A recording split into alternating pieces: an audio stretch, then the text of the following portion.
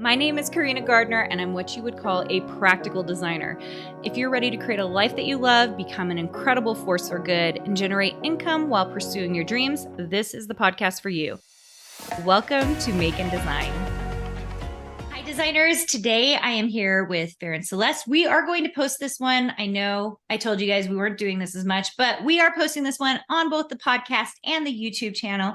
So we're excited if you're here on the YouTube channel seeing us do this interview.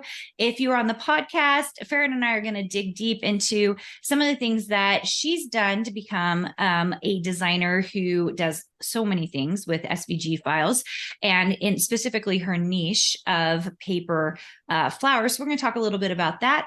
But I think you guys are going to love this because so often when we have a guest on, we are digging into like how they got started. And so many of you are in that place. So I'm so excited to have Farren. Welcome to the show. We're so happy to have you here. Thank you so much for having me. I'm excited to be here.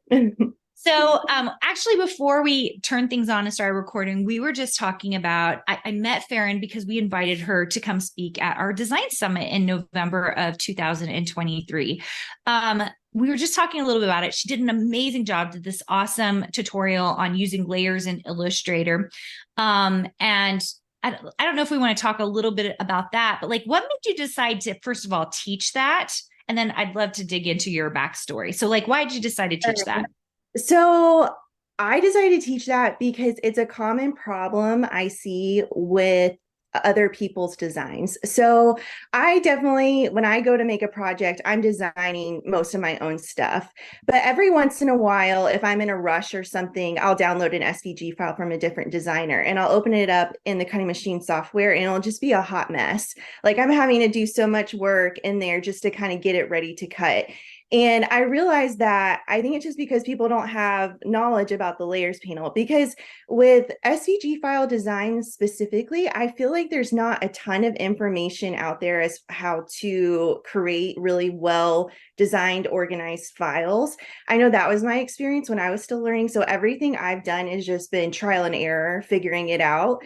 And that the process, the way that I use the layers panel is something that I have just learned over years of creating these designs. And I figured, I was like, I don't think a lot of people know that this little hidden gem is in here.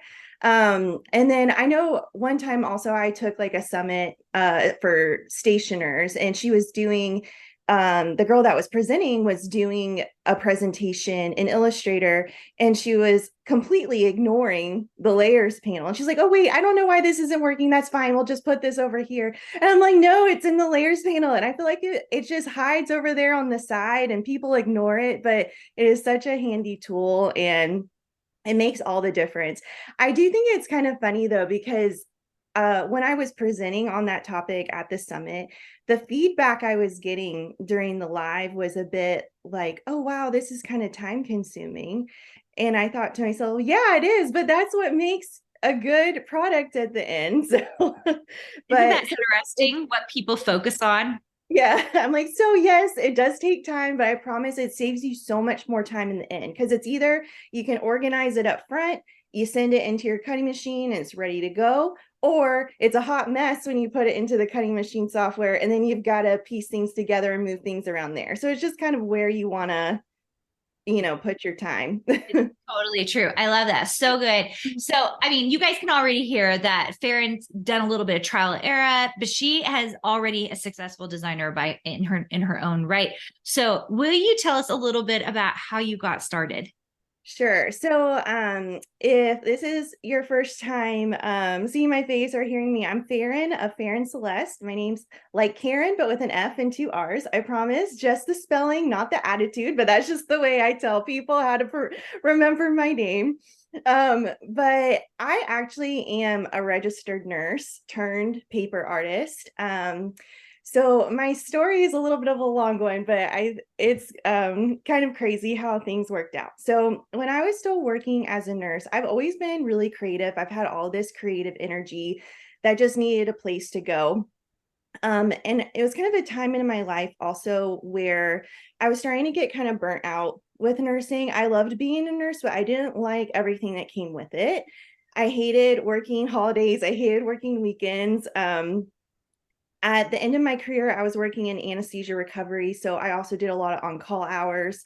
And I was just ready to have a consistent schedule. I was ready to kind of make my own hours and um, not have to just be under the fluorescent lights in the hospital all the time. So had all this creative energy that also needed a place to go.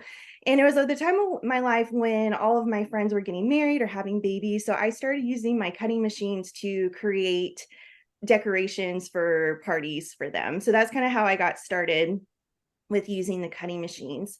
People started seeing the stuff I was creating for the parties, and I kind of started this little side hustle creating paper products for parties. I had a customer request. She was doing a first birthday party for her daughter, and the theme was first floral birthday party or something like that. So she wanted florals in her party, and I went to see what was online for flowers, and there were a lot of felt flowers. There were some paper flowers, but they were all the like giant flowers that go on your wall. And I was looking for something that was smaller and realistic.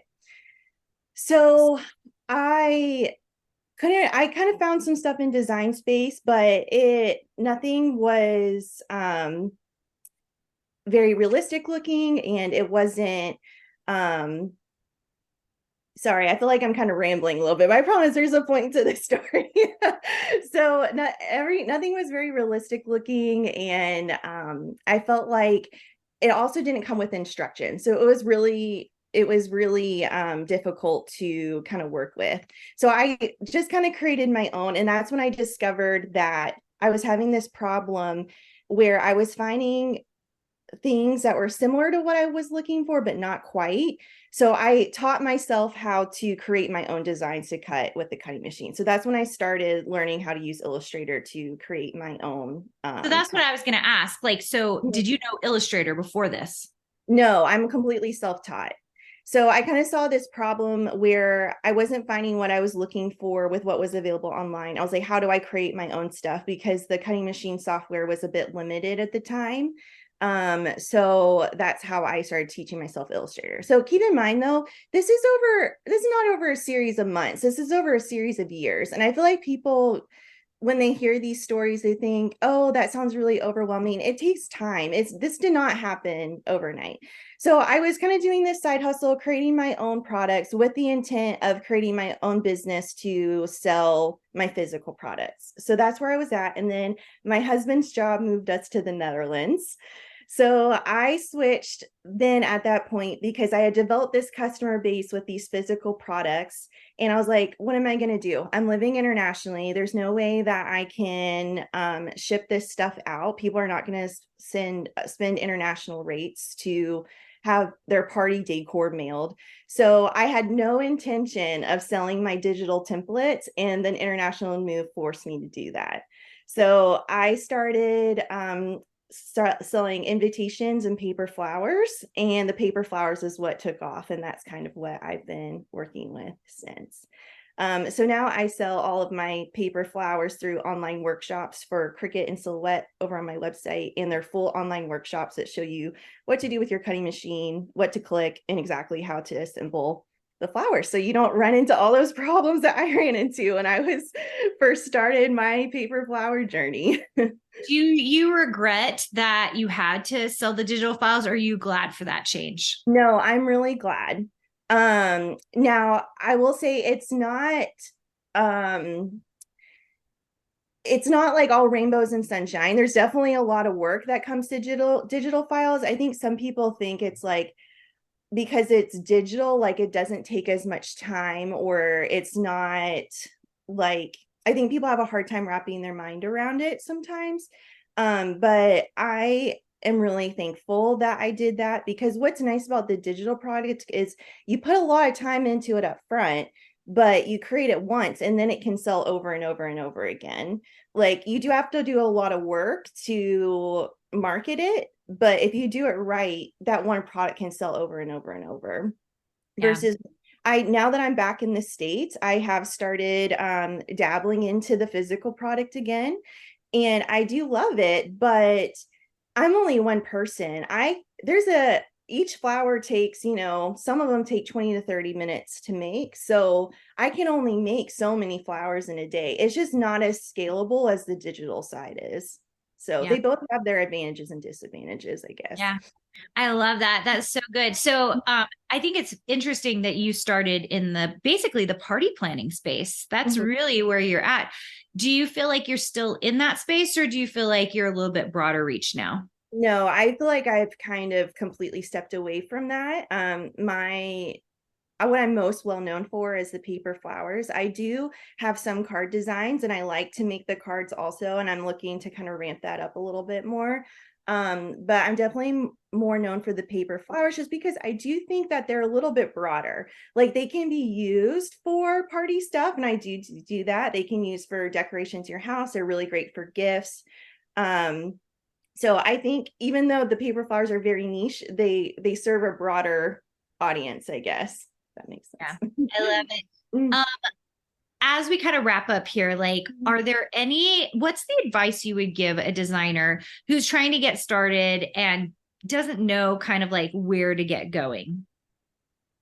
I would say, and this is going to sound so counterintuitive, don't look at what other people are doing. Like, don't get inspiration from other designers because your stuff is just going to look like theirs. When you're trying to creatively come up with something, and if you're looking at other people's, it's going to be impossible to get that out of your head.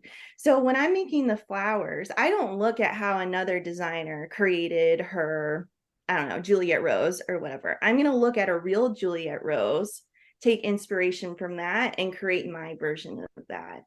Now, if you're really stuck, like it's okay, to look at different inspiration, but never just take from one place. Take it from 5 different things. Maybe you like, I don't know, if you're designing a card, maybe you like, we're in Christmas right now, so maybe you kind of like the way the wreath was done on that card, but you like the way the font is done on that card. Like kind of combine elements to make it your own. Never just look at someone else's work, though. You have to make it your own, because if we all look the same, then that's not good. Yeah. And There needs to be you'll really struggle. That's the other thing. You'll just simply struggle. I think there's a lot of copycatting that does happen. And then they're like confused about why they're not making money. And it's like, listen, like people want to follow people, right? And people want to follow like and see what you're doing that's unique and different in your own space. So I really love that. We tell in our programs, we always say modeling is great just because, and especially model from history, right? Like you love William Morris stuff, great. Like go learn more about the art movement, the arts and crafts movement. And so I think that helps a little bit. I think sometimes people get a lot of inspiration from Instagram. And once in a while, I'm kind of like, just get off of that. Like just get off social media. It's not going to really help you. No, I find especially when we're in a season, I get overwhelmed because I'm like, oh, that's such a good idea. Like, oh, I want to create, that's such a good idea. I should also create like a gift wrapping something. And like, oh, that's cute. I should create a paper flower wreath. Like you can just start getting pulled in too many directions. Yeah. Well, pulled in directions. And then the other thing we find, and I don't know if it affects you at all, but one of the things we see in our designers is then there's comparison and imposter syndrome, which I'm always like, okay, like you just have to stop looking at social media altogether. That's not going to help you. For sure. I know personally, I have, even artists that I love, I've either gone through and unfollowed or muted just so I don't see it. Like, huge fan of their work. I still want to support them, but it's better for my creativity and my mental health to just not see it. So those are just some helpful tips if you feel like you're starting to get overwhelmed, because I mean it's easy to say, oh, I just won't open the app today. No, you're still going to open it. Even if I put all of those timers on my phone that's like, you have 15 minutes left, I'll still hit the okay, ignore time limit. Yeah, so true. You know what I love? Like you guys, like Farren's been around for a little while. I've been around for a little while. And like it feels really real. Like it's something that I think designers really fight against. And I just think that like, if you're in that space of comparison or in that space of like, you're not sure how to model people because you're worried you're going to copy them, is get your eyes off social media. Just like take like, and you're like, well, but then how do I find inspiration? Oh my gosh, you guys, like live in the real world. That's just like, just go to a museum, go to the park, like get inspiration. I loved when she was saying like a Juliet, like go find a real Juliet rose. I think so many times, like, I'm a fabric designer. Like people will go look at other fabric designs for inspiration. I'm like, or you could go to a rose garden and get inspiration, right? For sure. I think as much as like moving to a different country and starting a business at the same time was like kind of crazy, I'm so thankful for that experience because the Netherlands is known for their flowers. They have, I don't know if people are familiar, but they're known for their giant tulip fields. I mean, it's tulips for days. They have amazing flower market. So I was really lucky to live somewhere where I had really good access to amazing flowers. So I got a lot of my inspiration from there. So I think your environment can be really helpful for your creativity. And now that I'm back in Seattle, I'm actually very lucky to live somewhere that has great flowers here too. We've got great local farmers markets, and we actually have our own tulip fields also up in the Skagit Valley. So, and it's funny because those farms up there were actually founded by Dutch farmers too. So it's like a little bit of the Netherlands up there in the mountains. Yeah. I've never been to Amsterdam, but ironically, I have a CEO meetup in Amsterdam in May of 2024. So I'm really excited because we're going to go for a week and do a number of different things. But after this, I'll give you a little list of things to do while you're there. I love Amsterdam. It's like, even though I lived in the Netherlands, it's like one of my favorite cities in Europe. And like, just don't, I mean, it's got, it's bad reputation in certain parts. Just don't go there. There's so many other cute parts of the city. It's so charming. I love it there. I am so excited now. That's so awesome. Okay, we're going to wrap things up. Farren's actually going to do a guest expert for us for Design Suite. So we're really excited about that. But for you guys here on the podcast or on YouTube, if you want to go check out Farren's work, and it is beautiful, where can they find you, Farren? So on my website, it's my name. I'll spell it out for you. It's Farren, F as in Frank, ARREN, Celeste, CELESTE.com. So it's just my name, Farren Celeste. And I'm also on Instagram at Farren Celeste also. Amazing. And we're going to put those in the show notes for you guys so you can go check out her work. She does beautiful, beautiful, beautiful work. I think you're going to be super inspired by it.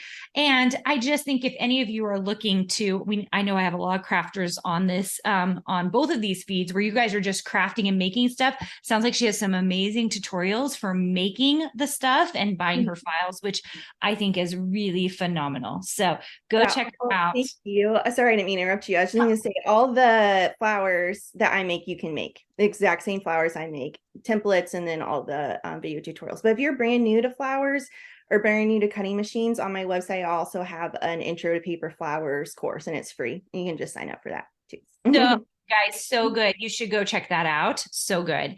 Thank you so much, Farren, for being on. We've loved having you. Go check out the notes, and we will see you guys soon. Did you know you have access to more free design content, die cut files, and sewing patterns? Join our exclusive VIP group for free by going to designsuitecourses.com/free.